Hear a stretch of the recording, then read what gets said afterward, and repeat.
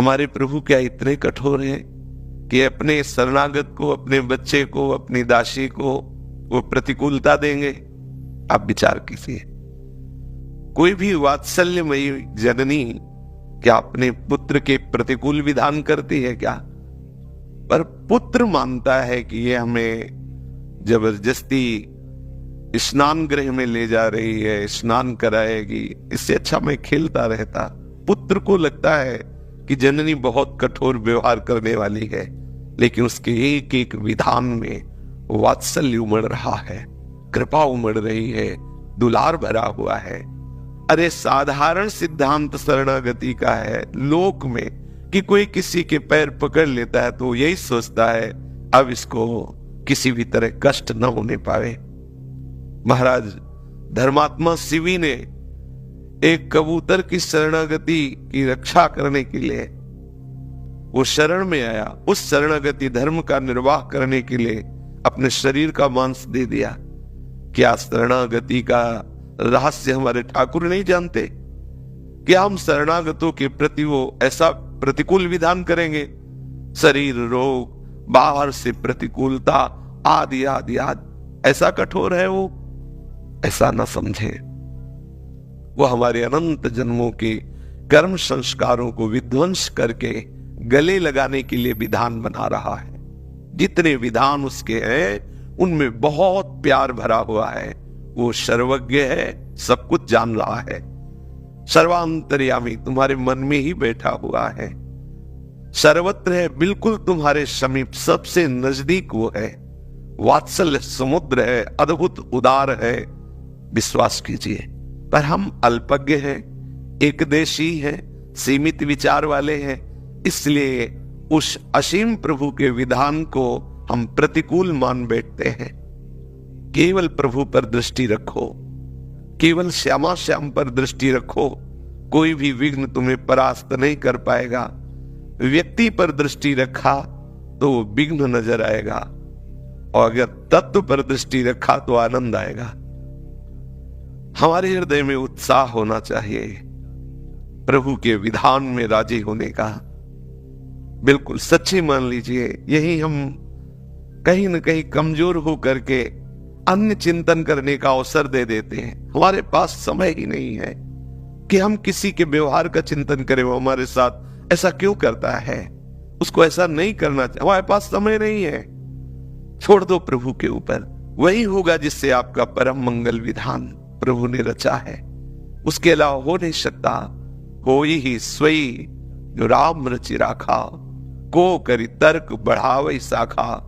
जहां कोई बात आपको फंसाने लगे, बाहर का कोई दृश्य, बाहर का कोई व्यक्ति आपको फंसाने लगे, तत्काल आप नहीं हरि स्मरण में, प्रिया प्रीतम के स्मरण में इतने तन्मय हो जाओ, वो भूल जाओ। वो आपको केवल प्रश्न भेजा गया है। अगर आप भूल गए उस बात को, आगे बढ़ गए, तो आप ऐसी भूमिका में पहुंचेंगे कि आपको कोई परास्त नहीं कर सकता। विश्वास मानिए, ये जीवन में आपके आएंगे। यदि नहीं आ रहे तो अभी भक्ति उस कोटि की ही नहीं हो रही है। यदि नहीं मिल रहा है तो इंतजार करो। इसी प्रसाद में संपूर्ण संस्कार भस्म होते हैं। अंदर से आग लग गई है। अब हमारे हृदय में ये आग केवल प्रिया प्रीतम के मिलन से ही, दूसरे किसी उपाय से नहीं।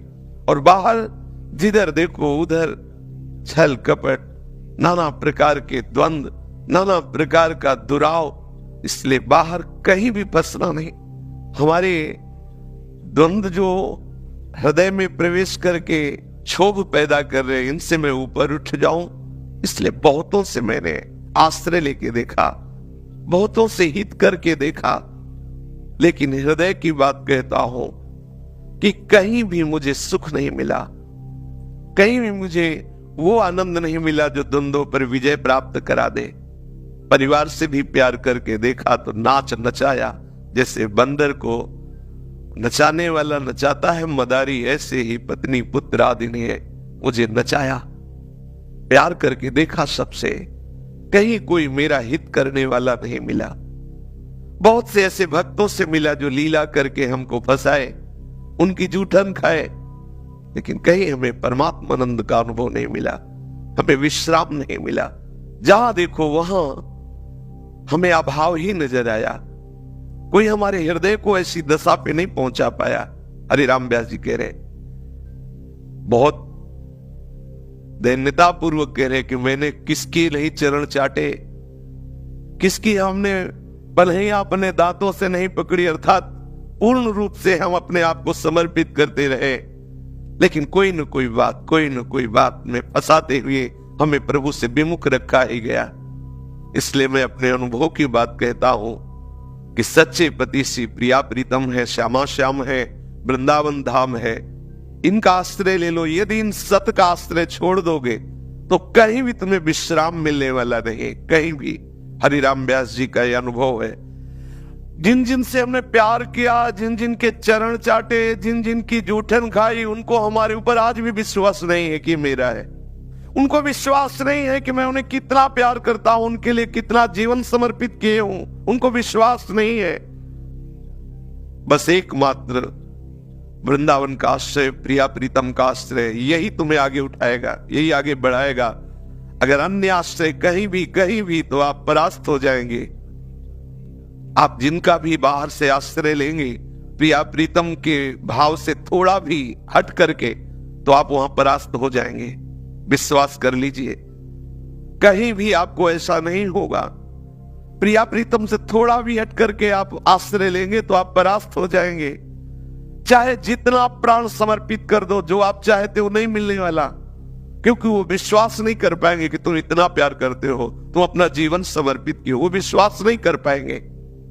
एकमात्र सत वृंदावन और प्रिया प्रीतम, गांठ बांध लो। अगर हमें किसी से भी कोई भी अपनापन हो रहा है तो उसमें जांच कर लो, केवल प्रिया प्रीतम के संबंध से हो बस। और आश्रय गोरे सांवले चरणारविंद को बहुत खास बात है। अगर किसी शरीरधारी का आप आश्रय केवल लेंगे तो आप परास्त हो जाएंगे। शरीर नाशवान है, अंतःकरण त्रिगुण के चक्र से चल रहा है। आप जो चाहते हैं वो विश्राम भूमि केवल श्यामा श्याम के चरणारविंद है। हम शास्त्र का आश्रय, साधन का आश्रय, संतों का आश्रय इसीलिए लेते हैं कि हमारी संपूर्ण चित्तवृत्ति श्यामा श्याम के चरणों में तन्मय हो जाए। हमारा लक्ष्य श्यामा श्याम। जब तन्मय हो जाओगे तब आपको पता चलेगा सब श्यामा श्याम ही है। पर जब तक श्यामा श्याम से ऐसी अनन्य प्रीति नहीं होगी, तब तक आप सच्ची मान लीजिए कोई आपके प्रेम का आदर करने वाला नहीं मिलेगा। आप चाहे जो कुछ करके देख लीजिए, आपका हृदय विश्राम नहीं प्राप्त कर पाएगा। आपको क्षोभ होगा कि मैंने सब कुछ दिया, लेकिन आज भी संशय, आज भी ये कि ये मेरा नहीं है, आज भी ये कि कहीं ये मेरे से हट ना जाए, मैंने तो सब कुछ दे दिया इनको। ये आपके अंदर क्षोभ होगा और ये क्षोभ आपको भगवत चिंतन नहीं करने देगा। फिर आप निराश होने लगेंगे। ये सूक्ष्म विषय अंतःकरण का है, हृदय का है। यदि आपने गोरे सांवले चरणारविंद के सिवा कहीं भी आश्रय लिया तो ये आपको होगा। बस एकमात्र उनके चरण प्राप्ति के लिए हमारा संबंध है। एकमात्र उनके चरणों का सतत चिंतन बना रहे, इसलिए सानिध्य है। हमारी प्रीति का विषय केवल श्यामा श्याम है। जब ये बात रहेगी ना तो पूरा विश्व आपको छोड़ दे तो भी आप कभी अकेले नहीं होंगे, निराश नहीं होंगे। नहीं, ऐसी स्थिति आ जाती है कि आप क्या करें, हम तो इनके ही सहारे थे, हमारा तो सर्वस्व ये ही थे, अपने प्राण समर्पित कर दिए और ये हमारी तरफ देखते भी नहीं, हमें ठुकरा दिया। हमारे ऊपर इनको विश्वास ही नहीं कि मैं इनका हूं, अब क्या करूं। आप निराश हो जाएंगे। एक बार ऐसी स्थिति आएगी कि फिर आपको लगेगा कि अब क्या करूं, इन्हीं के सहारे था। कभी धोखे में मत रहना। यदि आपने गोरे सांवले चरणारविंद का आश्रय लिया है तो उस समय भी आप आनंदित रहेंगे, है ना प्रिया प्रीतम। इस रूप में अभी तक दुलार करते रहे, लेकिन वो हमारे समीप है। भले ये सारे रूप चले जाए, पर वो रूप तो है ना जिसके लिए हमने संबंध बनाया था, जिसके लिए हम अपना माने हुए थे। ये धारणा पक्की बैठा लीजिए, आपको कोई गिरा नहीं पाएगा। नहीं, ऐसी स्थिति आती है, ऐसी लीला रचती है माया कि एक समय ऐसा अनुभव में आता कोई मेरा नहीं है। जिधर देखो उधर वो ऐसे फंसाओ, ऐसे ऐसे बिंदु डाले जाते हैं जिससे आप अरज कर उसी का चिंतन करें, प्रिया प्रीतम का चिंतन छूट जाइए। बहुत ऊंचाई की बात कह रहा हूं, आंतरिक साधना की ऊंचाई की बात। जब आप इधर पूर्ण तन्मयता प्राप्त करना चाहेंगे तब वो आपके सामने बिंदु प्रकाशित होने लगेंगे कि आप उनमें उलझ जाओ। ये बैठा लो हृदय में, नहीं आप कहीं ना कहीं डगमगा जाएंगे। ये पक्का निश्चय रख लो, केवल आप और प्रिया प्रीतम बस। आप कहेंगे वैष्णव जन, रसिक जन, गुरुदेव जन, ये तो उन्हीं में प्रीति लगाने के लिए वही आए हुए हैं, बस इतना, उन्हीं के संबंध से, अन्य नहीं, इतना भी अन्य नहीं। गुरु गोविंद न भेद कर, वही है हमारी प्रधानता, वही है। वही गोरे सांवले चरणारविंद का परिचय देने के लिए गोरे सांवले चरणारविंद एक रूप धारण करके गुरु रूप से, इष्ट रूप से, वही है, दूसरे नहीं है, बस अलग नहीं, इतना भी अलग नहीं, इतना भी। अगर इतना भी रहेगा तो एक समय आएगा, आप इस देख लेना, अनुभव कर लेना, आप हताश और निराश हो जाएंगे और आपको लगेगा अब क्या करें, ये प्रश्न अब क्या करें, अब हमारा जीवन कैसे आगे बढ़े, क्योंकि हम जिनके सहारे थे उनको ही विश्वास नहीं कि मैं उनका हूं और ठुकरा दिया गया, अब क्या करें। ऐसी परिस्थिति आपके जीवन में आ सकती है, लेकिन आपको इतने बलवान होना है, श्यामा श्याम श्यामा श्याम, विजय ही विजय है, प्यार ही प्यार मिलेगा, और प्यार मिलेगा, पर यह निष्ठा आपको धारण करनी पड़ेगी, अन्य नहीं, एकमात्र प्रिया प्रीतम, एकमात्र। जब इस स्थिति में रहेंगे कोई परास्त नहीं कर पाए, इससे बैठा लो, ये बहुत आवश्यक है, बहुत आवश्यक।